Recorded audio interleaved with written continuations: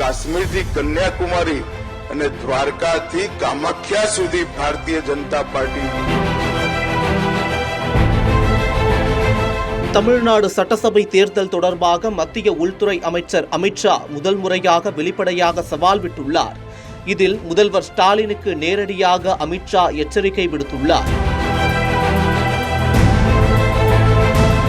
அகமதாபாத்தில் நடைபெற்ற நிகழ்ச்சியில் மத்திய உள்துறை அமைச்சர் அமித்ஷா திமுக மற்றும் திரிணாமுல் காங்கிரஸ் கட்சிகள் அடுத்த ஆண்டில் பீகாரை போலவே தோல்வியடையும் என சவால் விடுத்தார்.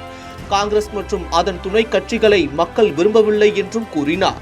குஜராத்தில் உள்ள அகமதாபாத்தில் நடைபெற்ற நிகழ்ச்சியில் 3 புதிய விளையாட்டு வளாகங்கள் உட்பட சுமார் 1500 கோடி ரூபாய் மதிப்பிலான பல்வேறு திட்டங்களை தொடங்கி வைத்தார் மத்திய உள்துறை அமைச்சர் அமித்ஷா.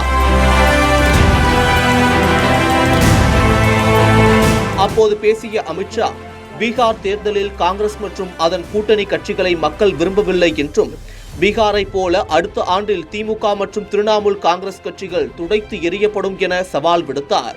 நிகழ்ச்சியில் பேசிய அவர் 2014ஆம் ஆண்டில் மக்களவை தேர்தலில் இருந்து 2025 வரை தேசிய ஜனநாயக கூட்டணிக்கு தொடர்ச்சியான வெற்றிகளின் காலமாக இருந்து வருகிறது.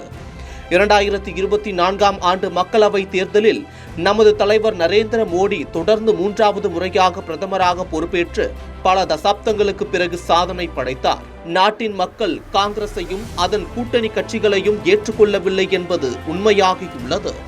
பீகார் தேர்தலை போலவே தமிழகம் மற்றும் மேற்கு வங்கத்தில் திமுக, திரிணாமுல் காங்கிரஸ் கட்சிகள் துடைத்து எறியப்படும். இந்த மேடையில் இருந்து மம்தா பானர்ஜி மற்றும் ஸ்டாலினை நான் தயாராக இருக்க சொல்கிறேன் என நேரடியாக சவால் விட்டார்.